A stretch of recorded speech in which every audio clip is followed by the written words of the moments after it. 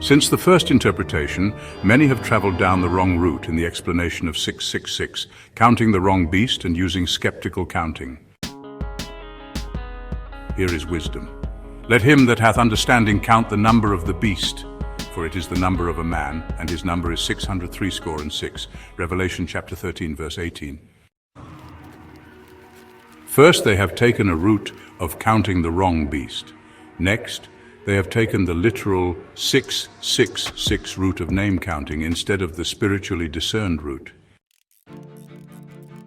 This literal route has led to the use of pagan philosophy being attached to the third message of Revelation chapter 14. And the third angel followed them, saying with a loud voice, If any man worship the beast and his image, and receive his mark in his forehead or in his hand, the same shall drink of the wine of the wrath of God, which is poured out without mixture into the cup of his indignation. And he shall be tormented with fire and brimstone in the presence of the holy angels and in the presence of the Lamb. Revelation chapter 14, verses 9 and 10.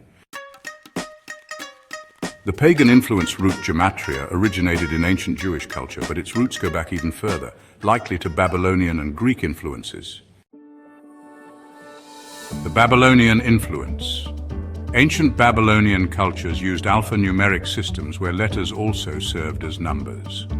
The Jewish people were exposed to Babylonian mysticism during the Babylonian exile, which likely influenced early gematria development. The Grecian influence. During the Hellenistic period, Jewish thought was deeply influenced by Greek philosophy and numerology. Pythagorean numerology and Greek isopsophy, a Greek form of gematria, helped shape how numbers were interpreted spiritually. The biblical wisdom root.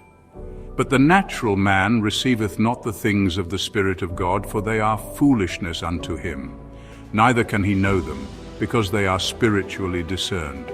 1 Corinthians chapter 2, verse 14. Therefore, what's the key to put us on the right route? The language of the Bible should be explained according to its obvious meaning, unless a symbol or figure is employed. Great Controversy, page 598, paragraph 3. The symbol root for 666, and I saw as it were a sea of glass mingled with fire, and them that had gotten the victory over the beast, and over his image, and over his mark, and over the number of his name, stand on the sea of glass, having the harps of God. Revelation chapter 15, verse 2. The last symbol from this verse is the key to put one on the correct route, and is the symbol for Revelation 666, found in chapter 13, verse 18. When spiritually discerned, it uproots the roots of counting the wrong beast and pagan philosophy. Root 666, spiritually discerned, the number of his name. In the Bible, a name often represents character, so when Revelation 13:18 says the number of his name, it isn't only referring to a literal title, it's also deeply symbolic of the character and authority behind that name. Also in the Bible, law is a direct expression of both God's character and his authority. The Ten Commandments are not just rules. They are a written transcript of the character of God. Everything God commands is a reflection of who he is. Obviously, they are countable. There are only 10. Also, they have been associated with a number.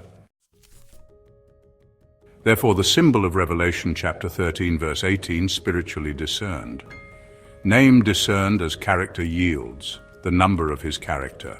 Law as expression of character yields, the number of his law. Numbers are often attached to laws, therefore making them easily countable.